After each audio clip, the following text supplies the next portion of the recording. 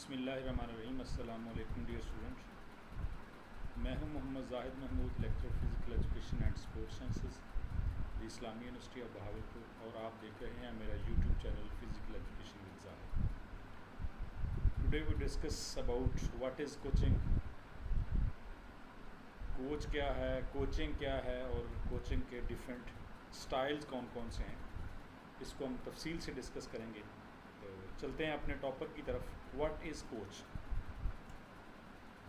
In a sports, coach is an individual responsible for guiding and instruction team or an individual athletes to improve their skills, strategy and performance. Coach वो है जिसकी ज़िम्मेदारी है जी कि किसी individual athlete को या कोई टीम हो तो उनकी जो बुनियादी स्किल्स हैं उनको इम्प्रूव करना, स्ट्रेटजी बनाना, उनकी परफॉर्मेंस को बेहतर करना। Coaches play a crucial role in helping athletes reach their full potential, achievement their goals and success in the respective sports.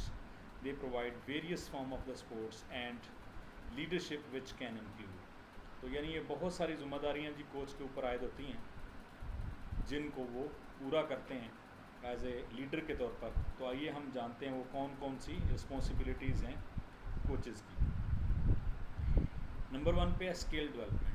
Skill वो आपकी जो सीखी हुई महारत है, बुनियादी महारत है खेल के वाले से, उनको इम्प्रूव करते हैं। यानी कि जो फंडामेंटल स्किल्स हैं किसी भी गेम के ऊपर, हर गेम का और हर इवेंट का कोच जो है वो डिफरेंट होगा और हर गेम के मतलब जो उसकी बुनियादी स्किल्स हैं, टेक्निक्स हैं, उनको बेहतर करेगा। ये इसकी ज़िम्मेदारी है। Strategy and tactics. अब खेल के दौरान आपने कौन सा प्लान बनाना है, कौन सी स्ट्रेटजी को अपनाना है और किन टैक्टिक्स और टेक्निक को अपनाते हुए आपने कामयाबी हासिल करनी है, अपना गोल अचीव करना है। यानी coaches develop implement game plan बनाते हैं कि हम किस तरह कामयाबी हासिल कर सकते हैं। नंबर 3 पे जो कोच का काम है वो मोटिवेट एंड मेंटल प्रिपरेशन, यानी कि वो खिलाड़ियों को एग्जिस्ट करे, इंस्पायर करे, उनको मोटिवेट करे उनको गोल को अचीव करने के लिए। अगर उनकी कोई ट्रेनिंग है, उनकी कोई इवेंट है तो उस हवाले से भी वो उनको एग्जिस्ट करे, उनको असिस्ट करे ताकि उनको वो अपने मकसद को जो है वो हासिल कर सकें। और उसके साथ साथ ज़हनी तौर पर भी खिलाड़ियों को तैयार करे ताकि वो अपने इवेंट में भरपूर कारकर्दगी अदा कर सकें। 4 पे फिज़िकल कंडीशनिंग। कोचेस में responsible for planning and overseeing the fitness and conditioning program for the athletes, ensuring they are in optimal physical shape or competition. उसका ये भी काम है कि जो ज़हनी तौर पे साथ साथ जिस्मानी तौर पर भी वो तैयार हों। उनका जो प्लान ऑफ एक्शन है या फिटनेस उनकी, वो देखना भी कोच का काम है और इस बात को इंश्योर करे कि उनकी जो पीक परफॉर्मेंस के लिए जो उनकी बॉडी स्ट्रक्चर, जो उनका फिटनेस जो मेयार होना चाहिए, उसको भी कायम करें। Team building. In a team sports coaches work to build a team cohesion, communication and promote a positive team culture. तो जहाँ पे टीम स्पोर्ट्स हैं, जिस तरह एक से ज़्यादा खिलाड़ी जिसमें हिस्सा लेते हैं, क्रिकेट है, फुटबॉल है, वॉलीबॉल है, तो इसमें कोई भी एक खिलाड़ी जो इंडिविजुअल है वो अच्छी कारकर्दगी दिखाते हुए टीम को कामयाबी की तरफ नहीं ले जा सकता जब तक कि उनका कोई कलेक्टिव डिसीजन ना हो और कलेक्टिव एफर्ट ना हो। यानी अगर आप फुटबॉल के खिलाड़ी हैं तो आप अकेले चाहें कि मैं इधर से बाल लूँ और सारा जो ग्राउंड है उसको घूमते हुए मैं जाके अकेले ही गोल कर दूँ, ऐसा पॉसिबल नहीं है। तो इसलिए जो टीम इवेंट्स हैं उन्हें टीम कोहेजन यानी टीम का आपस में टीम स्पिरिट और टीम का इत्तेफाक, जो इत्तेहाद है वो ज़रूरी है, और उनका एक दूसरे के साथ अच्छी कम्युनिकेशन, ताकि वो आपको उसको कोड वर्ड भी कह सकते हैं, ताकि एक दूसरे की बात को समझ सकें कि किस इंडिकेशन के, किस इशारे के ऊपर, किस आवाज़ के ऊपर आपने क्या करना है। तो यानी वहाँ खिलाड़ियों के होते हुए तो आप उनको नहीं कह सकते ना कि फिर वो जारी सी बात है वो दूसरी टीम को भी पता चल जाएगा कि आप क्या स्ट्रेटजी अपना रहे हैं। तो यहाँ वो कहता है कि टीम को एक साथ इकट्ठा करना भी ये उसकी ज़िम्मेदारी है, ताकि खिलाड़ी जो है अगर किसी वजह से वो उनके दरमियान इख्तलाफ भी है तो उसको कोच का काम है कि उसको कम करे।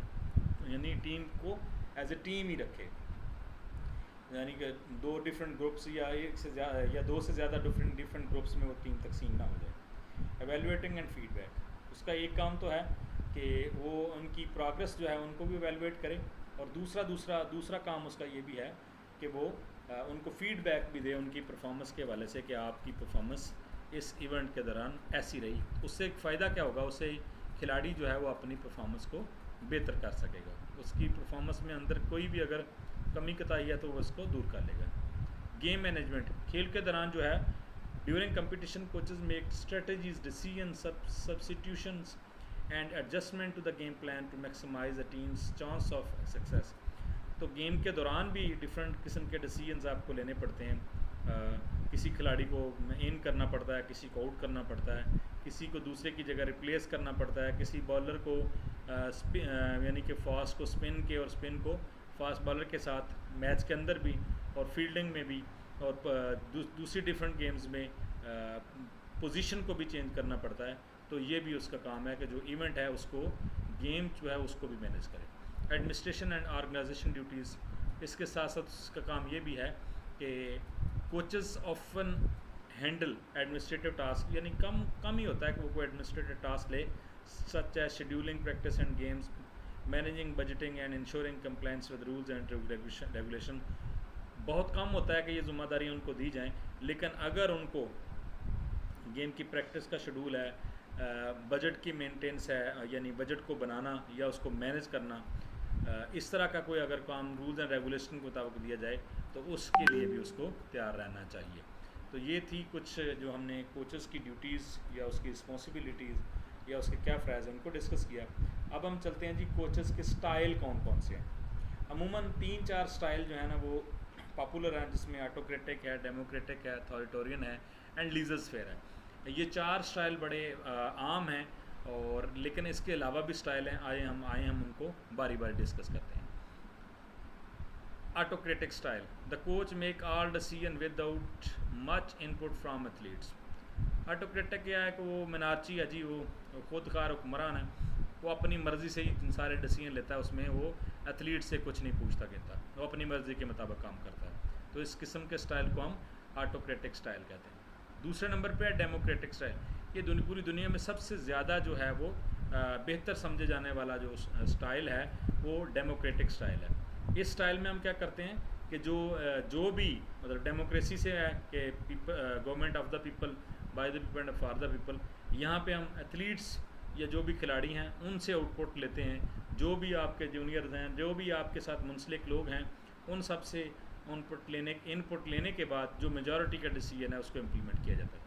लीजर्स फेयर ये ऐसा है कि इसका अदर नाम है हैंड ऑफ। ये अक्सर इंटरव्यू और रिटन टेस्ट में ये सवाल आ जाता है कि हैंड ऑफ ये किसका दूसरा नाम है। तो ये लीजर्स फेयर मीन कि इसमें जो कोच है उसको कोई दिलचस्पी नहीं होती कि कोई क्या कर रहा है क्या नहीं कर रहा, तो वो उन बच्चों के ऊपर उनको छोड़ देता है, एथलीट्स के ऊपर ही छोड़ देता है कि आप जो मर्ज़ी करें, अपनी मर्ज़ी से डिसीजन लें, इसमें कोच का कोई अमल दखल नहीं होता।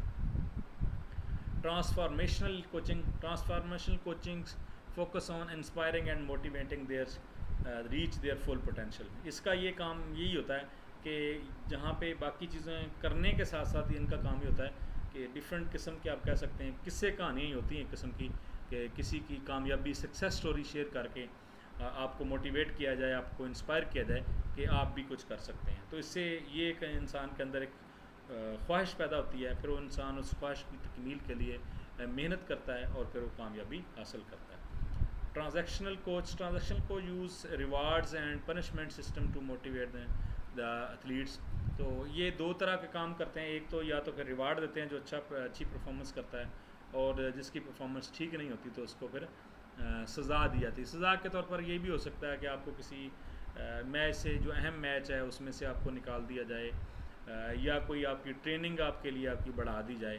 तो डिफरेंट तरीके जो हैं वो इस्तेमाल किए जा सकते हैं।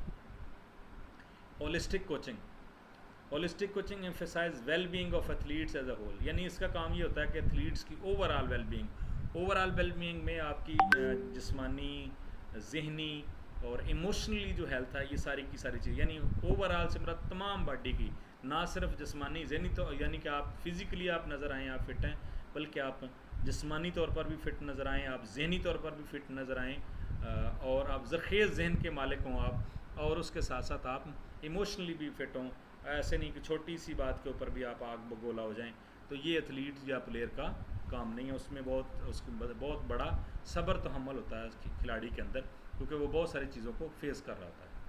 Task oriented coaching, coaching uses style focus on a specific skills and task, यानी किसी के ख़ास किस्म का आपको टास्क दे दिया जाए कि ये काम आपने इतने दिनों में करना है, आपने इतने दिनों में ये चीज़ की तो इसको इतना इम्प्रूव करना है, आपकी ये प्रोग्रेस, यानी अगर फ़र्ज़ करें आप रनिंग करते हैं तो आप 1 किलोमीटर 4 मिनट में करते हैं, तो आपको ये टास्क किया जाता है कि विद इन वीक आपने इसको ना 3 मिनट पे आपने लेके आना है, या कोई भी फिटनेस के वाले से, गेम के वाले से कोई भी आपको टास्क को दे सकता है। और बहुत सारे कोचेस जो है ना इसी तरह करते हैं कि खिलाड़ियों को टास्क देते हैं, ये काम आप ये कर लेंगे तो आपको ये रिवार्ड मिलेगा। ये अक्सर आपने ऐसे भी देखा होगा, ये ख़ास तौर पे जो इंश्योरेंस की कंपनियां हैं या मार्केटिंग जिनका सेल का काम है, वो भी अपने जो मुलाजमीन हैं उनको एक टास्क देती हैं कि आपने इस सीज़न के अंदर इतनी मालियत की जो है वो सेल करनी है, तो हम आपको गाड़ी देंगे, आप हमको घर देंगे, फ़लाँ चीज़। तो ये एक वही टास्क ओरिएंटेड लीडरशिप जो है वो स्पोर्ट्स के अंदर भी पाई जाती है। प्लेयर सेंटर्ड, ये भी एक अच्छी किस्म है, क्योंकि इसमें जो मरकज़ी नुक्ता है वो खिलाड़ी होता है। This style place an athlete at the centre of the coaching process, यानी ये नहीं है कि जो कोच ने कहा वही कर लिया, बल्कि यहाँ मरकज़ी अहमियत खिलाड़ी की है, उसकी आवाज़ को सुनना, उसकी ज़रूरत को और नीड्स को देखना कि उसे किस चीज़ की ज़रूरत है, ये बहुत अहम है। अथॉरिटेटिव, ये वो है कि जी by book, by rules and regulation, ठीक है, कि अथॉरिटीज़ कुछ balance from the discipline with sport, they set clear expectations and boundaries while maintaining a positive and encouragement atmosphere।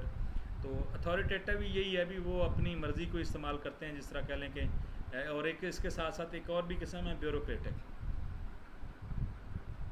Bureaucratic में चीज़ें जो ये ब्यूरोक्रेसी से है, बाय रूल्स एंड रेगुलेशन, यानी कि जो कह सकते हैं आप कि जो कानून कायदे के मुताबिक लिखा है उसी तरह है, उसमें कोई हालात वाक़यात के मुताबिक उसमें कोई चेंज नहीं किया जाता, बल्कि ये लिखा कि अगर आपने ये लिखा कि आपने पहले ट्रेनिंग के अंदर 100 मीटर दौड़नी है या 4 किलोमीटर दौड़नी है, तो फिर वो उससे कोई आगे पीछे नहीं करते कि ये अगर इस इवेंट में हमें कम चाहिए या देर है या कोई और हम इसमें कमी कोताही कर सकते हैं, या जो एथलीट है उनसे पूछ सकते हैं, नहीं बस 100 है तो 100 करनी है, 400 है 400 करनी है। सिचुएशनल कोचिंग, सिचुएशन जो कि नाम से ज़ाहिर है कि situational coaching adapt there style based on the specific context, यानी जिस तरह की सूरत हाल है उसके मुताबिक कोचिंग करना। तो यानी ये भी स्टाइल है कि अगर आप जीत रहे हैं, आप हार रहे हैं, उसके दौरान भी जाहिर सी बात है मैच से पहले भी कोचिंग होती है, और मैच के दौरान भी जो आपका कोच है वो साथ खड़ा होता है आपकी हेल्प के लिए, आपको गाइड करने के लिए। अगर आप प्लेयर हैं तो आप ज़्यादा बेहतर समझते हैं कि कुछ गेम में तो दूर होते हैं, जिस तरह ये वॉलीबॉल है, टेबल टेनिस है, बैडमिंटन है, हैंडबॉल है, तो यहाँ तो बिल्कुल जो उसकी क्या कहते हैं लाइन आउट, बाहर वाली लाइन है उसके पास खड़े होते हैं, और दौरान खेल भी अक्सर औकात वो इंस्ट्रक्शन देते रहते हैं। तो ये कोचिंग स्टाइल यही है कि जिस तरह की सिचुएशन हो उसके मुताबिक वो ढल जाते हैं और उसके मुताबिक वो कोचिंग करते हैं। तो ये थे कोचिंग के स्टाइल, व्हाट इज़ कोचिंग, और कोच की ज़िम्मेदारियाँ और कोचिंग के स्टाइल। इंशाल्लाह नेक्स्ट किसी और टॉपिक के साथ आपकी खिदमत में हाज़िर हूँगा। तब तक के लिए अल्लाह हाफ़िज़, अस्सलाम वालेकुम।